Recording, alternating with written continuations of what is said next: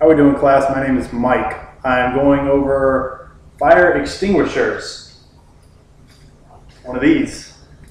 Some of you are thinking fire extinguishers aren't fire prevention, they're extinguishers.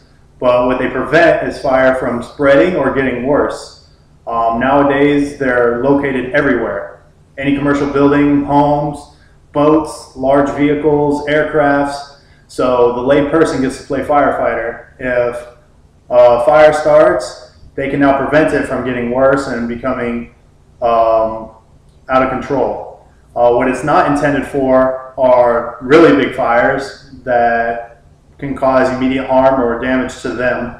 And heavy smoke conditions, explosions, etc., all that good stuff. They typically range from 1 pound to 30 pounds. So they're handheld, they're easy, they're mobile. Someone could easily pick them up and move and use them.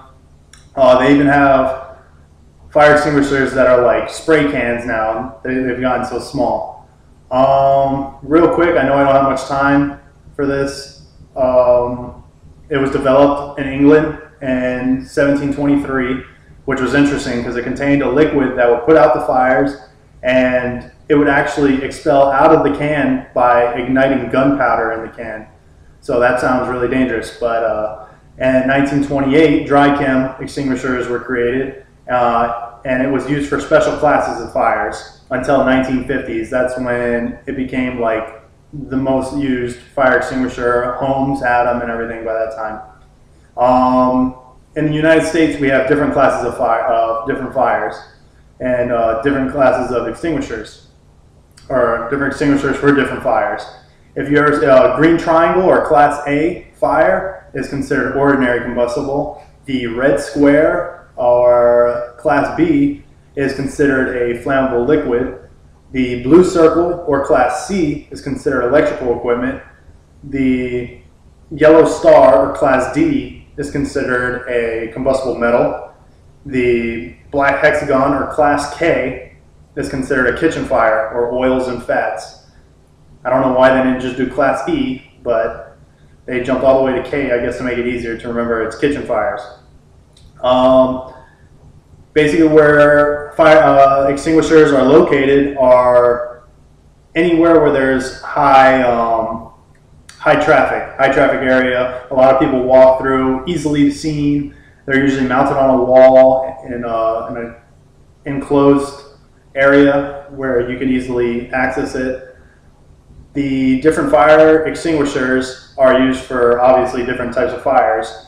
The most common would probably be the dry chem, and that's what it does is it cancels the chemical reaction and combustion.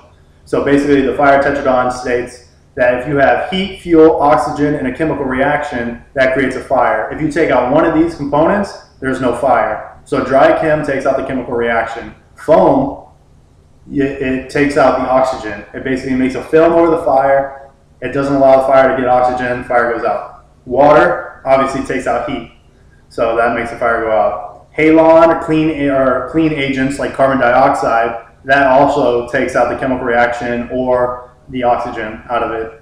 So, because everyone knows the carbon dioxide takes away oxygen.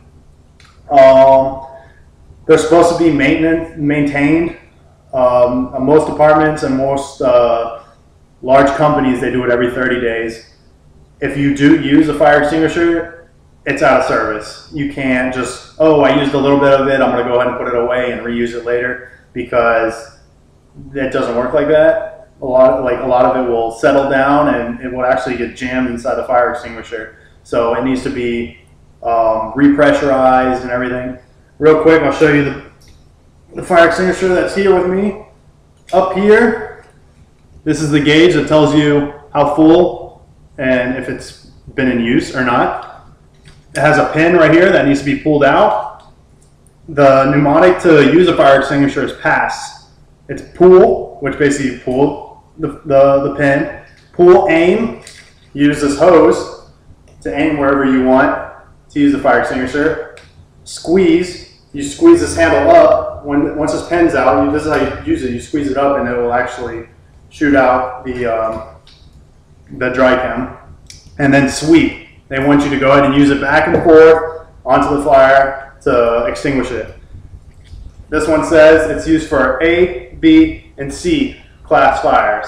So A would be ordinary combustibles, B would be liquids and gas, and then C would be electrical equipment. That's pretty much it for fire extinguishers. Like I said, everywhere they're located everywhere nowadays. So yeah, hope you guys learned something and have a good day.